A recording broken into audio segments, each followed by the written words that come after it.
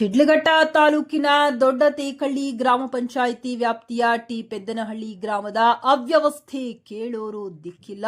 ಗ್ರಾಮದ ಸರ್ಕಾರಿ ಕರಾಬು, ಗೋಮಾಳ ಇತ್ಯಾದಿಗಳನ್ನು ಒಳಗೊಂಡಂತೆ ಅಕ್ರಮ ಒತ್ತುವರಿ ಮಾಡಿಕೊಳ್ಳುತ್ತಿರುವ ಪ್ರಭಾವಿಗಳು. ಬೆಂಗಳೂರಿನ ನಿವಾಸಿಗೆ ಗ್ರಾಮದ ಅವ್ಯವಸ್ಥೆ ಬಗ್ಗೆ ಗೊತ್ತಾಗುವುದಾದರೂ ಹೇಗೆ? ಪ್ರಭಾವಿಗಳ ಒತ್ತಡಕ್ಕೆ ಅಧಿಕಾರಿಗಳು ಗಪ್ ಚುಪ್. ಇದು ಸಾರ್ವಜನಿಕರ ಆಕ್ರೋಶಭರಿತ ಆರೋಪ. ಅಕ್ರಮ ಭೂಮಿ ಒತ್ತುವರಿ, ಸರ್ಕಾರಿ ಕೊಳವೆ ಬಾವಿಯಲ್ಲಿ ಪೈಪ್, ಕೇಬಲ್, ಮೋಟಾರ್ ಸಮೇತ ಕಳವು. ಅಧಿಕಾರಿಗಳು ಇವರ ಮೇಲೆ ಯಾವುದೇ ಕ್ರಮವಿಲ್ಲ. ಬಡವರಿಗೆ ಧಮ್ಕಿ, ಯುವಕರಿಗೆ ಬೆದರಿಕೆ. ಇದೇನು ಅಂತ ಕೇಳಿದ ಸಾರ್ವಜನಿಕರಿಗೆ ಕಿರುಕುಳ, ದುಡ್ಡಿನ ದಿಮಾಕು, ಅಧಿಕಾರಿಗಳ ಮೇಲೆ ಪ್ರಭಾವ ಇತ್ಯಾದಿ ಆರೋಪ ಮಾಡುತ್ತಿರುವ ಗ್ರಾಮಸ್ಥರು. ಈ ದಾರಿ ಮಾಡಬೇಕು ಅಂತ ಇಲ್ಲಿ ಆ ಲಾಸ್ಟ್ ಇಂದ ಈ ಲಾಸ್ಟ್ ಗಂಟ ದಾರಿ ತೋರಿಸಿದ್ರು. ಮಾಡಿದ್ ಮಾತ್ರ ಅವ್ರ ಜಮೀನು ಮಾತ್ರ ಎಷ್ಟು ಬೇಕು ದಾರಿ ಅಷ್ಟು ಮಾತ್ರ ಮಾಡಿ. ಎಷ್ಟು ಕಿಲೋಮೀಟರ್ ಮಾಡಿದ್ರು ಸರ್? 1 ಕಿಲೋಮೀಟರ್ ಮಾಡಬೇಕಾಗಿತ್ತು ಸರ್. ಹೆಚ್ಚು ಕಮ್ಮಿ 1.5 ಕಿಲೋಮೀಟರ್ ಇತ್ತು. 1.5 ಕಿಲೋಮೀಟರ್ ಮಾಡಬೇಕಾಗಿತ್ತು. 1.5 ಕಿಲೋಮೀಟರ್ ಮಾಡಬೇಕು. 4 ಲಕ್ಷ ಮಾಡಿರೋದು. 4 ಲಕ್ಷ ಪಂಚಾಯತ್ ಎಷ್ಟು ಸರ್? ಅರ್ಧ ಕಿಲೋಮೀಟರ್ ಕೂಡ ಇಲ್ಲ. ಒಂದು 400 ಮೀಟರ್ ಇರ್ಬೋದು. ಅಲ್ಲಿಂದ ಇಲ್ಲಿಗೆ 400 ಮೀಟರ್ ಇರ್ಬೋದು. ಅವ್ರ ಜಮೀನು ಮಾತ್ರ ದಾರಿ ಮಾಡ್ಕೊಂಡ್ರು. ಮುಂದಿಗೆ ದಾರಿ ಮಾಡಾಕ ಇಲ್ಲ, ಬಜೆಟ್ ಇಲ್ಲ, ಅದು ಇಲ್ಲ, ಸಾಲದ ದುಡ್ಡು ಅಂತ ಹೇಳಿ ಅವ್ರ ಜಮೀನ್ ಮಾತ್ರ ಬಂದೋಬಸ್ತ್ ಮಾಡ್ಕೊಂಡ್ರು. ಯಾರು ಮಾಡಿರೋದು? ಇಲ್ಲಿಂದ 2 ಕಿಲೋಮೀಟರ್ ಏನೀಗ ಡ್ರಾಯಿಂಗ್ ಅಲ್ಲಿ ಕೊಟ್ಟಿದ್ದಾರೆ, ಪಂಚಾಯತಿಂದೆಲ್ಲ ಕೊಟ್ಟಿದ್ದಾರೆ. ಬಟ್ ಅವ್ರ ಸ್ವಾರ್ಥಕ್ಕೋಸ್ಕರ ಎಷ್ಟು ಒಂದು 450 ಮೀಟರ್, ಅವ್ರು ಒಂದು 500 ಮೀಟರ್ ಒಳಗಡೆ ಅವ್ರ ಸ್ವಾರ್ಥಕ್ಕೋಸ್ಕರ ಅಷ್ಟು ಅವ್ರಿಗೆ ಎಲ್ಲಿ ಜಮೀನ್ ಬರುತ್ತೋ ಅಷ್ಟು ಮಾತ್ರ ಮಾಡ್ಕೊಂಡಿದ್ದಾರೆ. ಇಲ್ಲಿ ನಮ್ದೊಂದಕ್ಕೆ ಅಲ್ಲ, ಈ ಕಡೆ ಹೆಚ್ಚು ಕಮ್ಮಿ ಒಂದು 5 ಜನ ಜಮೀನ್ ಐತೆ. ಈ ಕಡೆ ಹಿಂಗ್ ಹೋದ್ರೆ ಬಸ್ ಇದು, ಈ ಕಡೆ ಒಂದು ಹೆಚ್ಚು ಕಮ್ಮಿ ಒಂದು 20 ಜನ ಜಮೀನು ದಾರಿ ಐತಿ. ಎಲ್ಲಾರ್ಗು ದಾರಿ ಯೂಸ್ ಆಗುತ್ತೆ.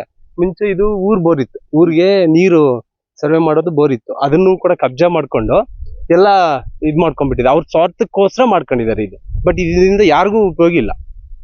ಇದು ಕೂಡ ನಮ್ದೇ ಜಮೀನು. ನಮ್ ಜಮೀನು ಕೂಡ ದಾರಿ ಇಲ್ಲ, ಅಲ್ಲಿಗೆ ಲಾಕ್ ಮಾಡ್ಕೊಂಡಿದ್ದಾರೆ. ಇದು ನೀವು ಸರ್ಕಾರದ ಅಧಿಕಾರಿಗಳ ಗಮನಕ್ಕೆ ತಂದಿದ್ದೀರಾ? ಸರ್, ಪಂಚಾಯತ್ ಅವ್ರಿಗೆ ಹೇಳಿದೀವಿ. ಇದು ಪಂಚಾಯತಿಯಲ್ಲಿ ಮಾಡಿರೋದು? ಆ ಪಂಚಾಯತಿಯಲ್ಲಿ ಮಾಡಿರೋದು, ನರೇಗೆಯಲ್ಲಿ ಮಾಡಿರೋದು. ಅವ್ರು ನಮಗೂ ಕೊಟ್ರು ಲೆಟ್ರು. 1.5 ಕಿಲೋಮೀಟರ್ ಏನ್ ಆ ಮೂಲೆಯಿಂದ ಅಲ್ಲಿವರೆಗೂ ನನ್ಗೂ ಕೊಟ್ರು. ನಮಗ್ ಕೊಟ್ರೆ ನಾವು ಮಾಡ್ತೀವಿ ಅಂತೇಳಿ ಅವ್ರ ಸ್ವಾರ್ಥಕ್ಕೋಸ್ಕರ ಅವ್ರಿಗೆ ಮಾತ್ರ ಮಾಡ್ಕೊಂಡಿದ್ದಾರೆ. ಗ್ರಾಮ ಬಸಟ್ಟಹಳ್ಳಿ ಹೋಬಳಿ ಸರ್. ಇದು ಆಗಿರೋದು ಜಮೀನು 6 ರಿಂದ 8 ಎಕರೆ ಇರ್ತದೆ. ಅವರು ಕಾಂಪೌಂಡ್ ನಿರ್ಮಾಣ ಮಾಡಿದ್ದಾರೆ. Survey number 1 sir. ಒಂದರಲ್ಲಿ ಒಂದು 50 ರಿಂದ 80 ಎಕರೆವರೆಗೂ ಕಾಂಪೌಂಡ್ ನಿರ್ಮಾಣ ಮಾಡಿದ್ದಾರೆ. ಊರವರಿಗೆ ದನ ಕರುಗಳು ಹೋಗಕ್ಕೆ ಮೇಯಕ್ಕೆ ಜಾಗ ಇಲ್ಲ. ಹೋಗಿದ್ರೆ ಎಲ್ಲ ಬೈತಾರೆ, ಎಲ್ಲ ಆಚೆಗೆ ಕಳಿಸ್ಬಿಡ್ತಾರೆ ಸರ್. ಎಲ್ಲ ಕಾಂಪೌಂಡ್ ಹಾಕೊಂಡು ಸುತ್ತು ಅರ್ಧ ದಿನ ಆಗುತ್ತೆ. ನಾನು ಎಂ ವೆಂಕಟೇಶಪ್ಪ ಅಂತ ಹೇಳ್ಬಿಟ್ಟು 2011-12 ಇಸ್ವಿನಲ್ಲಿ ದೊಡ್ಡತೇಕಳ್ಳಿಯಿಂದ ನಾನು ಟ್ರಾನ್ಸ್ಫರ್ ಆಗಿ ಅಲ್ಲಿ ಹೋಗಿದ್ದಾಗ ಆ ಶಾಲೆಯಲ್ಲಿ ಕಾಂಪೌಂಡು ಇತ್ತು. ಒಂದು ಶೌಚಾಲಯ 2011-12 ಇಸ್ವಿನಲ್ಲಿ ಒಂದು ಶೌಚಾಲಯನೂ ಗೌರ್ಮೆಂಟಿಂದ ಆಗಿತ್ತು ಸರ್. ನನ್ನ ಪೀರಿಯಡಲ್ಲಿ ಆ ಸ್ಕೂಲ್ ಹಿಂದ್ಗಡೆ ಕಾಂಪೌಂಡ್, ಹಳೆ ಕಾಂಪೌಂಡ್ ಗೋಡೆ ಇತ್ತು. ಬಟ್ ಈಗ ಇದೆಯೋ ಇಲ್ವೋ ನನಗೆ ಗೊತ್ತಿಲ್ಲ.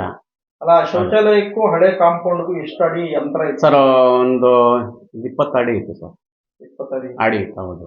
ಈಗ ಸ್ಕೂಲ್ ಕ್ಲೋಸ್ ಮಾಡಿ ಎಷ್ಟು ದಿನ ಆಯ್ತು ಸರ್? ಸ್ಕೂಲ್ಗೆ 2 ವರ್ಷ ಆಯ್ತು ಸರ್. 2 ವರ್ಷ ಆಯ್ತು. ಸೊ ಅದ್ರ ಟೋಟಲ್ ಮೆಜರ್ಮೆಂಟ್ ನೀವು ಸಂಬಂಧಪಟ್ಟಂತ ಕಚೇರಿಯಲ್ಲಿ ತಗೊಂಡಿಲ್ವಾ ಸರ್? ತಗೊಂಡಿದ್ದೀನಿ ಸರ್. ಎಷ್ಟಿತ್ತು ಸರ್? ಸರ್, ನನಗೆ ನಮ್ಮ PDO ಕೊಟ್ಟಿರೋ ದಾಖಲೆ ಸಂಬಂಧಪಟ್ಟಂಗೆ ಒತ್ತುವರಿ ಮಾಡಿದ್ದಾರೆ ಅಂತ ಅಂದ್ಬಿಟ್ಟು ಇವಾಗ ಸಾರ್ವಜನಿಕರು ಆಕ್ಷೇಪಣೆ ವ್ಯಕ್ತಪಡಿಸಿದ್ದಾರೆ. ಮತ್ತೆ ಗ್ರಾಮ ಪಂಚಾಯತಿಗೆ ಅರ್ಜಿ ಸಲ್ಲಿಸಿದ್ದಾರೆ. ಅದರಂತೆ ಇವಾಗ ನಾವು ಸ್ಥಳ ಪರಿಶೀಲನೆ ಮಾಡಿದಾಗಿ ಅದು ಸುತ್ತು ಕಾಂಪೌಂಡ್ ಇದೆ. ಆಮೇಲೆ ಇವಾಗ ಸಾರ್ವಜನಿಕರು ಏನ್ ಹೇಳ್ತಿದ್ದಾರೆ ಅಂದ್ರೆ, ಇಲ್ಲ, ಹಿಂದೆ ಮೊದಲು ಇನ್ನೂ ಜಾಸ್ತಿ ಇತ್ತು, ಅದರ ಮೆಜರ್ಮೆಂಟ್ಸ್ ಕಡಿಮೆ ಆಗಿದೆ ಅಂತ ಹೇಳ್ತಿದ್ದಾರೆ. ಅದಕ್ಕೆ ಸಂಬಂಧಪಟ್ಟಂಗೆ ಸೋಮವಾರ ನಾವು ನೋಟಿಸ್ ಇಶ್ಯೂ ಮಾಡಿದ್ದೀವಿ. ಸೋಮವಾರ ಒಂದ್ಸತಿ ಆ ಸ್ವಿಚ್ ಆಜುಬಾಜು ಯಾರಿದಾರೋ ಅವರಿಗೆಲ್ಲ ಸ್ಥಳ ಪರಿಶೀಲನೆಗೆ ಹಾಜರಾಗಕ್ಕೆ ಹೇಳಿದೀವಿ.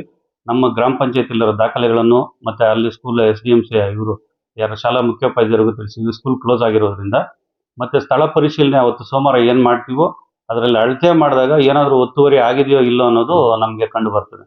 ಅಕಸ್ಮಾತ್ ಏನಾದರೂ ಒತ್ತುವರಿ ಆಗಿದ್ರೆ ಸಂಬಂಧಪಟ್ಟವರಿಗೆ ನೋಟಿಸ್ ಇಶ್ಯೂ ಮಾಡಿ ಮುಂದೆ ನಾವು ಕಾನೂನು ರೀತಿ ಏನಿದೆ ಅದನ್ನು ಕ್ರಮ ವಹಿಸ್ತೇವೆ. ನಮಗೆ ಇವಾಗ ಏನು ಆಕ್ಷನ್ ಪ್ಲಾನ್ ಅಪ್ರೂವಲ್ ಆಗುತ್ತೋ, ಎಲ್ಲಿಂದ ಕಾಮಗಾರಿ ಎಲ್ಲಿ ಇರುತ್ತೆ, ಕೆಲವು ಏನಾಗುತ್ತೆ ಅಂದ್ರೆ ಇವಾಗ 5 ಲಕ್ಷ ಅಂದಾಜು ಮೊತ್ತ ಇರುತ್ತೆ ಅನ್ಕೊಳ್ಳಿ. ಇವಾಗ 1 ಕಿಲೋಮೀಟರ್ 2 ಕಿಲೋಮೀಟರ್ ಮಾಡಕ್ಕೆ ಅವಕಾಶ ಇರಲ್ಲ. ರೋಡ್ ಬಿಡ್ತಾ ಆದಷ್ಟು ಅಗಲ ಆದಷ್ಟು ಉದ್ದ ಕಡಿಮೆ ಆಗುತ್ತೆ. ನಮ್ಮಲ್ಲಿ ಫಂಡ್ಸ್ ಎಷ್ಟು ಅವೈಲೇಬಲ್ ಇರುತ್ತೋ ಅಷ್ಟು ಕಾಮಗಾರಿ ಆಗಿರುತ್ತೆ. ಮುಂದಿನ ರೈತರು ಸುಮಾರು ಅಳವು ತೋರ್ಕೊಂತಾರೆ.